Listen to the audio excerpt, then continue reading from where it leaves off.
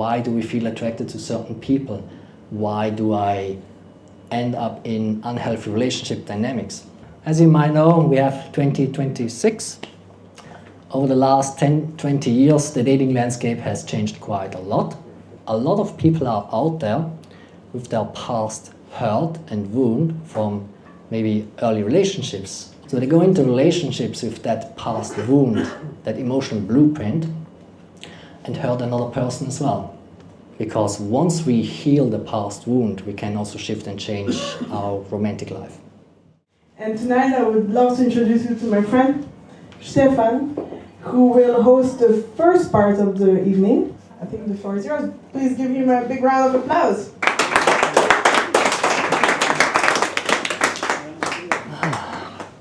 Okay, thank you very much for coming. My name is Stefan Wagensinger. I'm a dating coach here from Zurich. And we're gonna dive into a little introduction to the topic. So after that you can ask me any questions, and yeah, I'm looking forward to see where we're at in your dating life and what's on your mind. You know? So today, as you might know, we have 2026. Over the last 10, 20 years, the dating landscape has changed quite a lot. A lot of people have access to the internet and a smartphone, so we are basically connected like never before. But when it comes to person connection, I feel there's... No worries. I feel like there's a lot of more potential to actually have connection in person.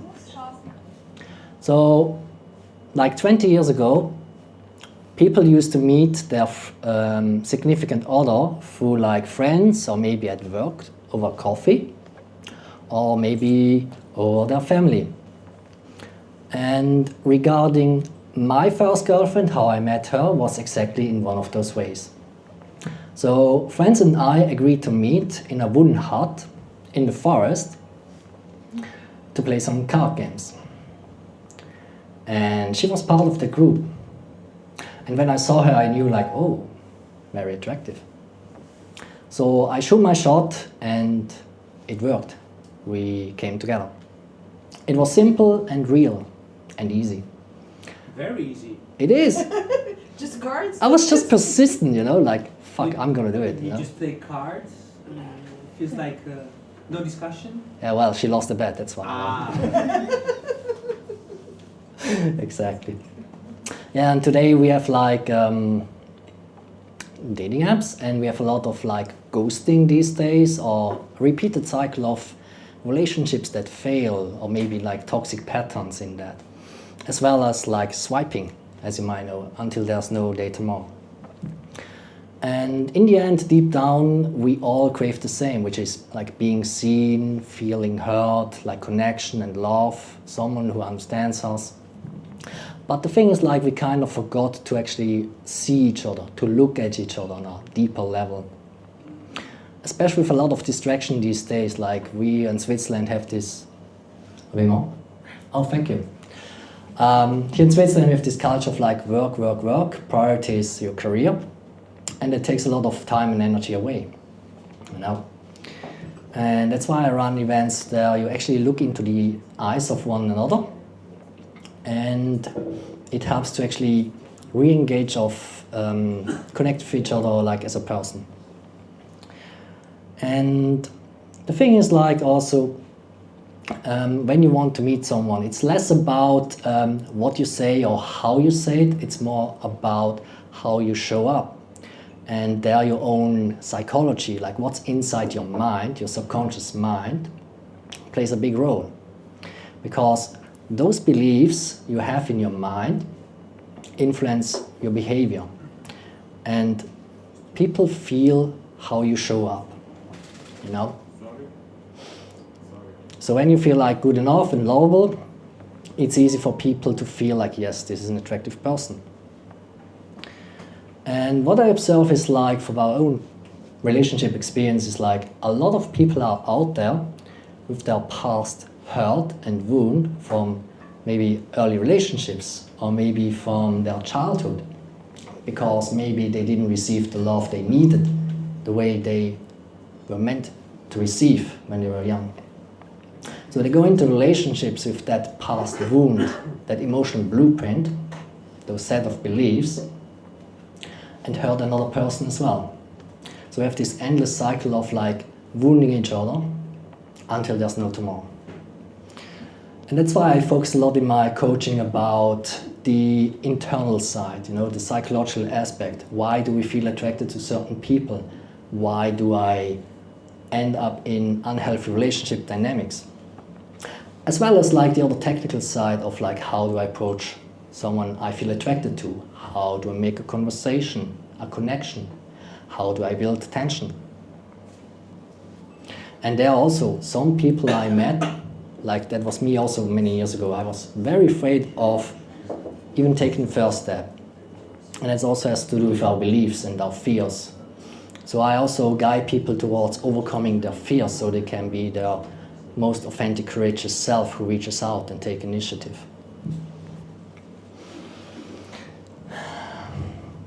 And that's why I also call myself more a dating therapist, because I love the internal aspect. Because once we heal the past wound, we can also shift and change our romantic life. And the question is, how do I get here,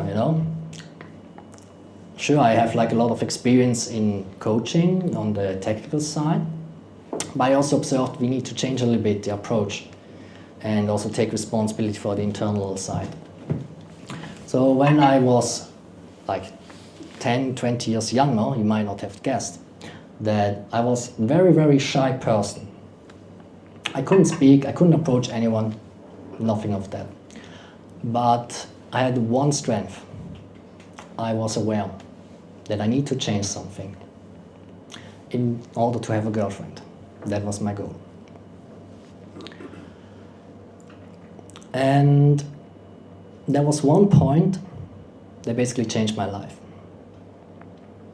I was 25, I had a crush on a girl, that was my flatmate. Uh-oh, what did I do? And I knew from the first 2 weeks with living together that we weren't compatible. But incompatible. Like up here, understood, but down here, uh-oh, no. I continued pursuing her and wasting like 1.5 years of my time until she said like, that's enough. I'm fed up with this. Please let me go. And that was the wake-up call for me to actually learn about psychology and dating.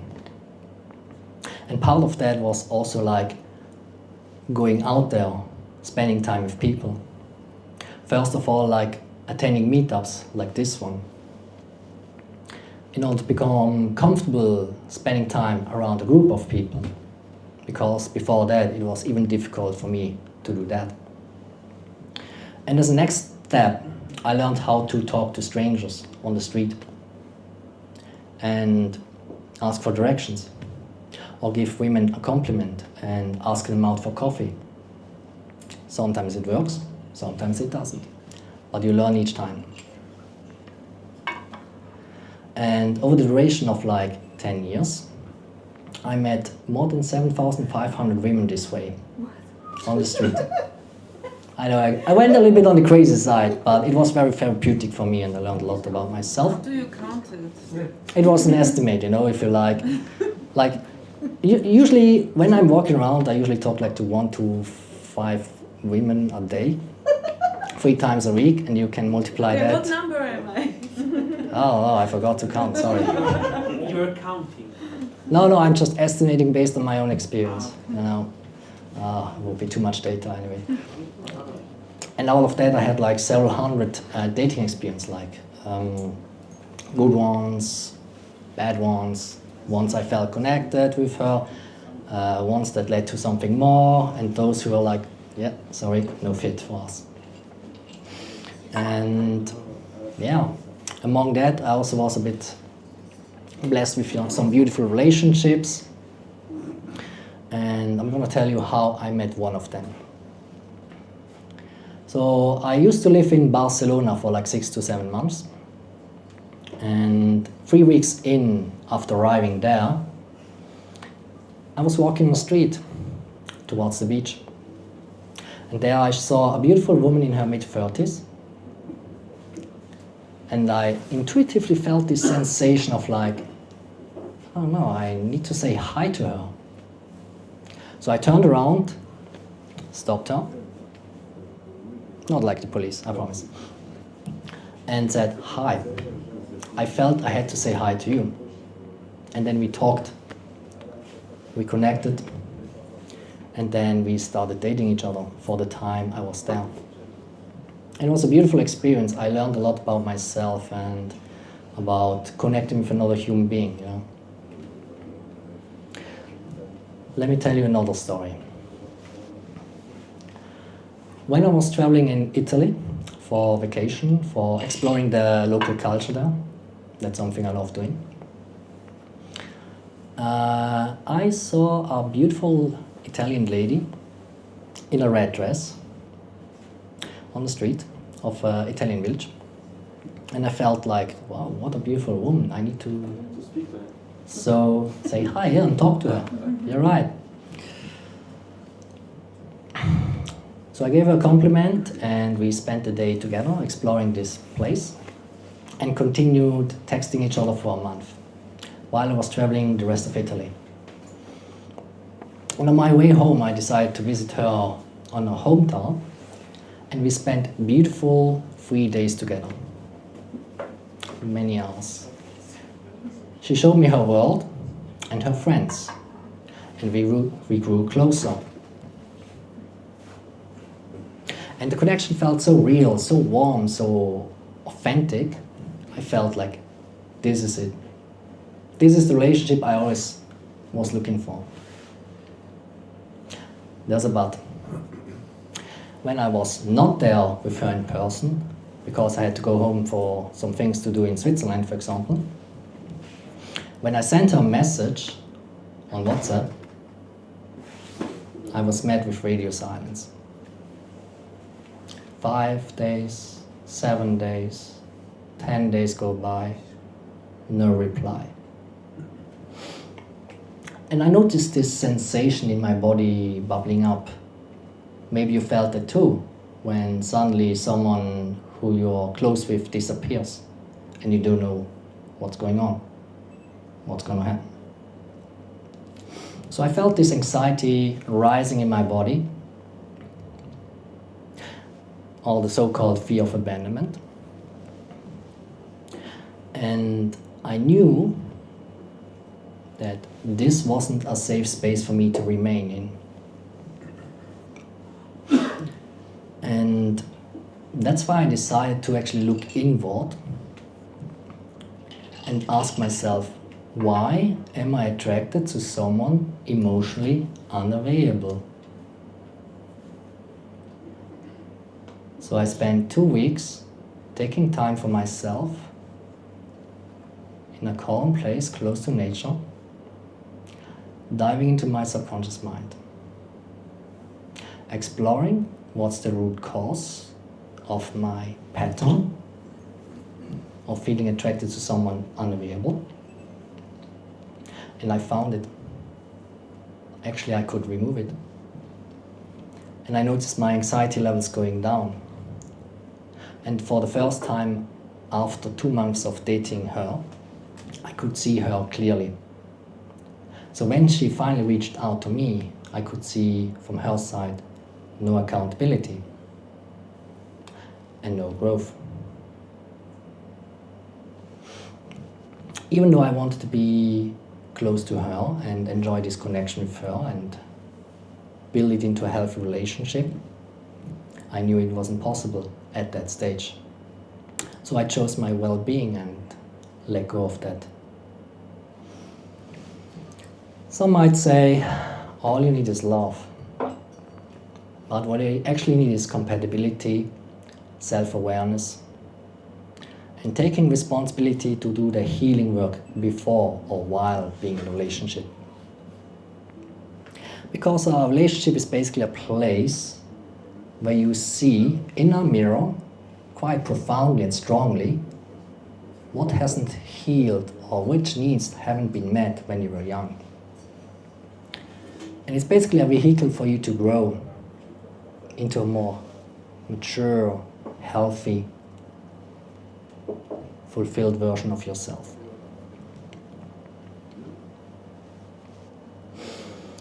And there's also a lot of misunderstanding about dating and dating advice, especially for men. Mostly it is about, how do I get a certain outcome? How do I make sure she falls for me? The thing is, like, you can't control another person's response, but you can only control how you show up and how you communicate. And that's where your true power lies, you know? You create your reality from within, based on the beliefs you have. And for women, you also have a bit more influence on your dating life. It's not about waiting and hoping something happens. It's about seeing opportunities and invite the man to approach you. You know, going with open eyes through the world and giving smiles to the guys you feel attracted to. It's a simple way to say, hi, I'm interested. Wanna come? So we live in a world where we kind of lost touch with each other. And that's why I invite you now to do a little experiment, one I'm very profoundly fond of for the last 5 to 10 years. So look around you, choose a partner next to you, and have a look at them right now. Could be girl, guy. Doesn't matter, gender unspecific. Have a look at them and ask yourself, what can I notice about this person?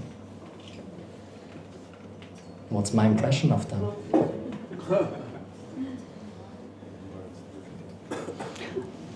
And now, take about 60 seconds, choose one of their eyes, and look at that specific eye for this minute, in silence.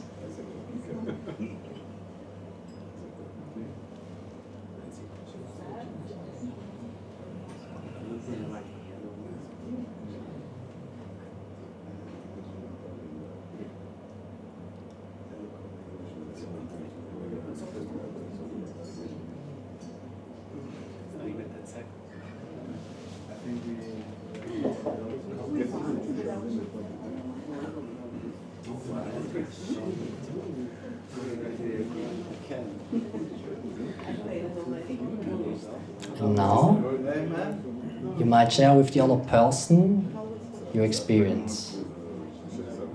How was it like for you?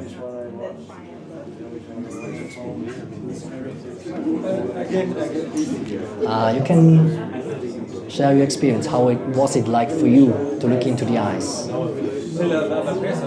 Yeah.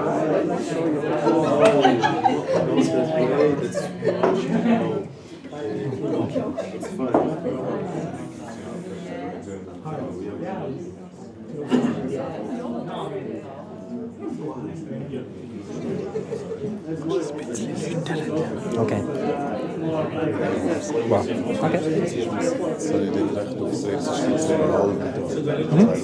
Okay. Okay.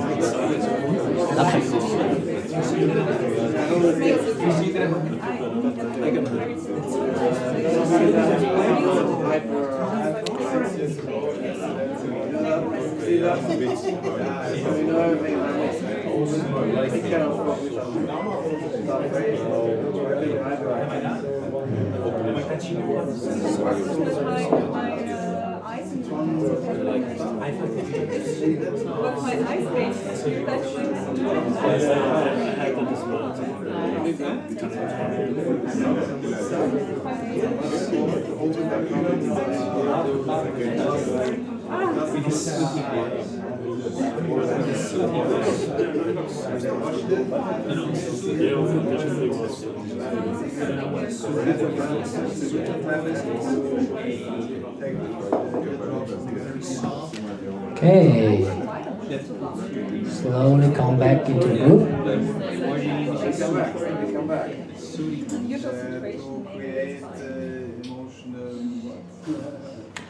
I'd like to hear 2 or 3 voices who share their experience. What do they have noticed? What do they have felt? How was it like? Sure. Anyone wants to give feedback?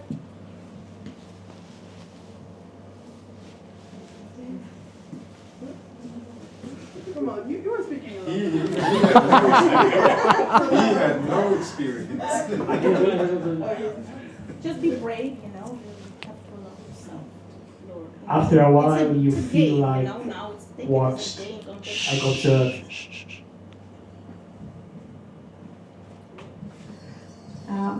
What I've been noticing, the person that we were having a contact, straight away after this experience, he turned his eyes away, you know. And for me, it felt like at the moment, maybe the person is in the moment to have a connection with himself, you know, maybe struggling to have a connection. He's very smiling and nice.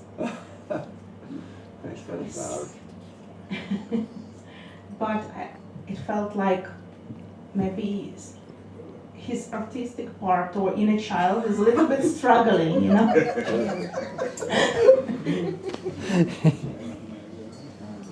You want to? Sorry? You want to share, right? Oh my god. Honestly, for me was a bit weird because, you know, from someone stranger, then keep looking at his eyes. Her eyes, sorry. Yeah, I started to feel like overheated. You know, my face started to get red. But not for the emotion, but the thing that it was like someone stranger for me. It was like invading my space. That's what I felt like. That's interesting.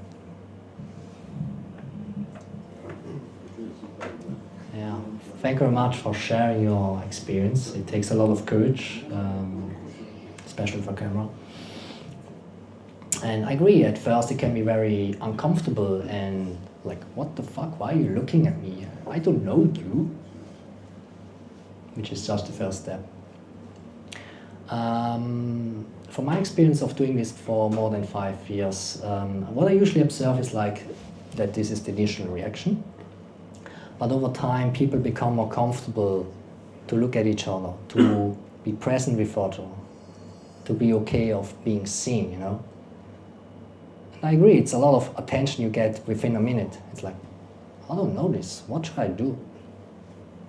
So, you're very brave for actually showing up. Thank you very much. Now, let's open the stage for your questions.